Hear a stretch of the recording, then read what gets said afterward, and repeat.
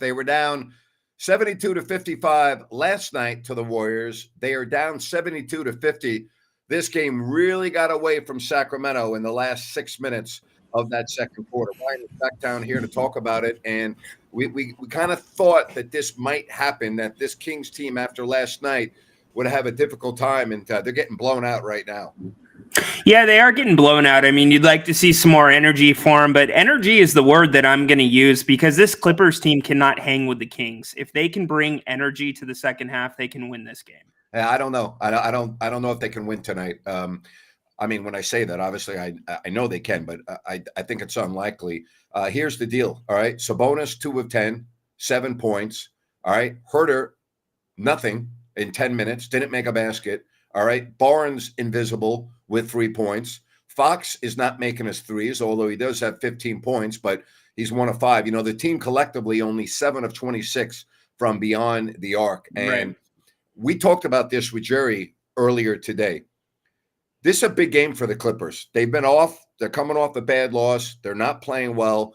They were here last night watching the game. Like, everything points to the Clippers.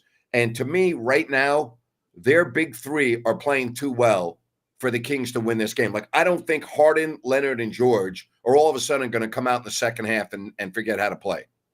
Yeah, I don't think they're going to forget how to play, but I certainly think that you have the opportunity for Fox, Sabonis, and Monk to come out in the second half and turn it on. All three can play better, and you look at the assist-to-turnover ratio for the Kings right now, that tells you everything because they're not moving the ball. They're not running. And if they can get that, I think they're all right, Grant. I get your point, though. Yeah, I disagree with you. I don't think they're all right. I think they're in a lot of trouble. Jerry, 72-50 for the second game in a row. The Kings give up 72.5. But this game to me has got a different feel to it than last night, because last night, as you pointed out when you came on, the Kings actually started to play a lot better in the final couple of minutes of the first half.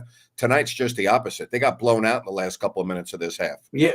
Any momentum has really went Clippers' way. And you know what would scare me the most as a Kings fan is that all their stars are playing really well.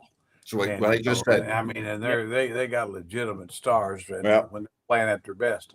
So I mean, the Kings, and the other side of it is, other than Fox, who's playing well? Nobody. Nobody. And it's I mean, so that's a real. If you're Mike Brown, you're like, bless his heart, he was trying everybody, and Davion had a stretch, but then, so yeah, it's going to take a terrific run here at the start of the third to have a shot, I think. Guys, we always talk about the Kings live by the three and die by the three. That's true on most nights, but here we are, 7 of 26. I know that's their bread and butter, and I know down 22, you're going to need a lot of threes in the second half. But I'll start with you first, Jerry, and then go to you, Ryan. Jerry, do the Kings on nights like this take too many threes? Do they going to need to find different ways to score?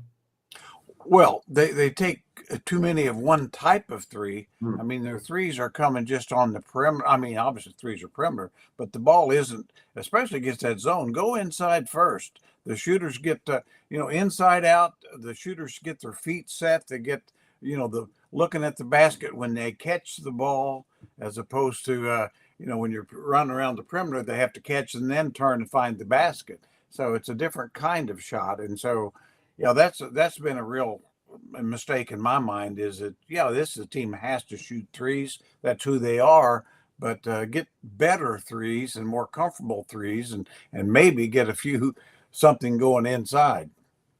Ryan, what do you think? Yeah, Jerry nailed it in terms of when the Clippers are in the zone. He's absolutely right. But I think also the Kings need to challenge and have an interior presence when the Clippers aren't in the zone. The Clippers, by going into the zone, are saying, beat us with the three with your tired legs. So until the Kings give them a different reason to switch it up, that's going to be what they do. So I think if they can get in the paint more, Harrison Barnes, Sabonis, don't fall for the switch, because that's what they're doing on defense right now with the Kings in man-to-man defense. Well, I don't see it in this game. I'd be very, very surprised, Ryan, if you and I are on at the end of this game talking about a win. I know the Kings are capable, but as Jerry pointed out, and I had just talked to you, to me, it's unlikely that George, Leonard, and Harden, who were outstanding in the first half, are collectively going to play poorly in the second half. And I think with a 22-point lead, and this being a huge game for the Clippers on top of everything else, I don't have a good feeling about this one. Well, the one thing about it is they're going to have to make over 50% of their threes to have a chance. Yeah. And as Ryan pointed out, I mean, I agree. I mean, you've got to get something inside. I really would like to see him try to get Harrison Barnes working inside a little bit. I think he can draw fouls. Right now, Domas is not having any success at all in there. Zubac has really been able to challenge any shot. And of course, I would like to see him shoot the little half hook rather than just trying to mush over guys. But anyway, that's unless Fox goes for 60, I think the Kings could be in trouble. Of course, he might do that. By the way, he might. He's due for a 50 burger. 60, but that's what's going to take. Yeah. No doubt. I think also the one thing I would highlight defensively, you got to choose which of those three that you're going to say, I'm not going to let them beat me, just like they did last night against the Warriors where they were doubling Steph. So if they're indecisive, they're going to be in trouble. Well, again, at the half, 72-50, 35 points in the first quarter for the Clippers, 37 in the second. So that those numbers don't lie. It just tells you one team's making shots and the other team's unable to defend. And do I expect the Clippers to continue at a 72-point pace in the second half? No, I don't. But they don't need to score 72 points in the second half to win. The Kings are going to have to play, for all intents and purposes, a perfect or close to a perfect half of basketball to win this game. Can they do it? They can, but just based on everything that we've discussed both this afternoon and here for the last 10 minutes, I just don't see it.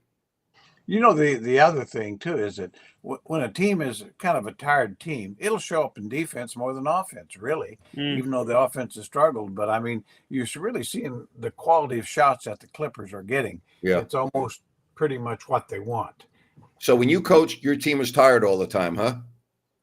Well, they might as well have been.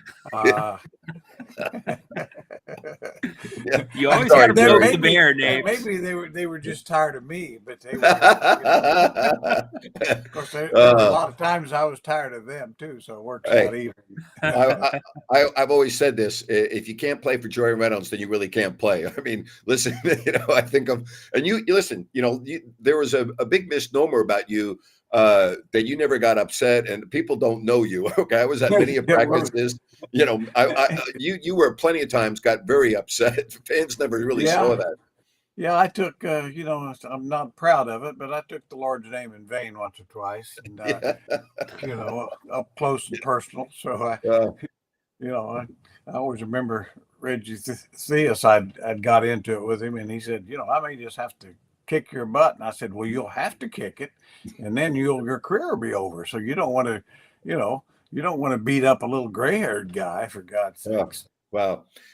Ryan, I'll never forget this story when Jerry was coaching the Kings and we had preseason games against the Lakers in Honolulu.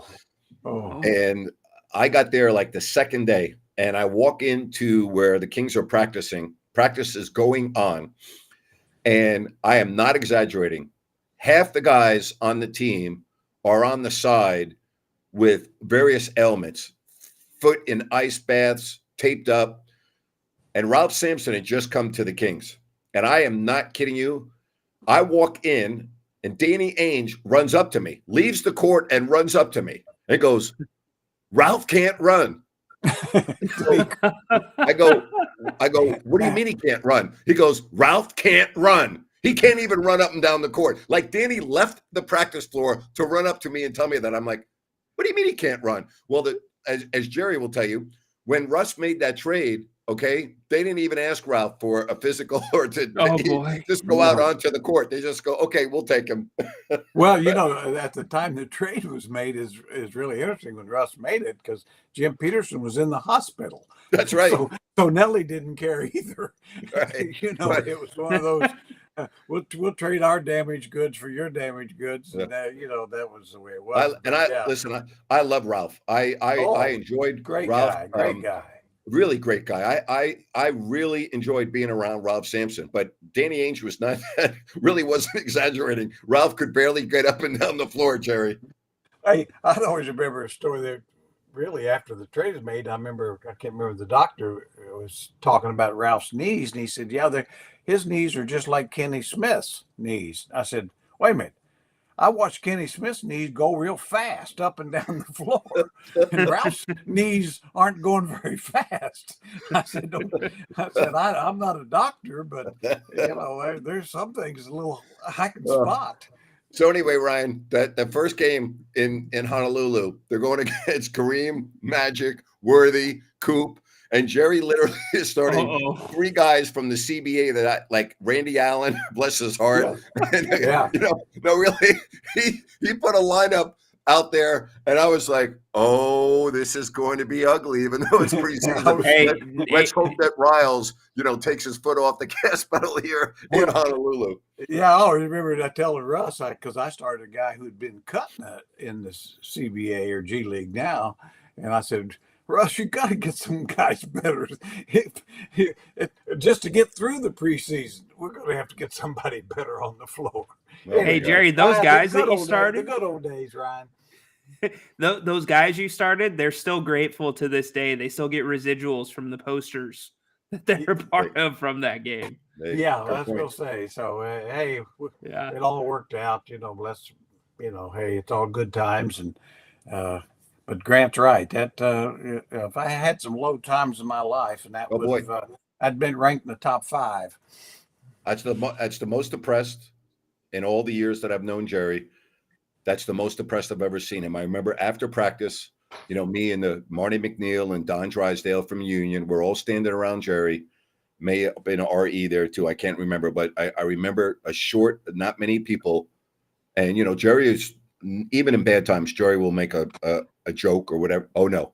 Not only was he not joking, he had a pissed off look on his face. His answers were very short and deliberate. And we're like, oh, boy, this could be a very long season. Well, it was. Yeah.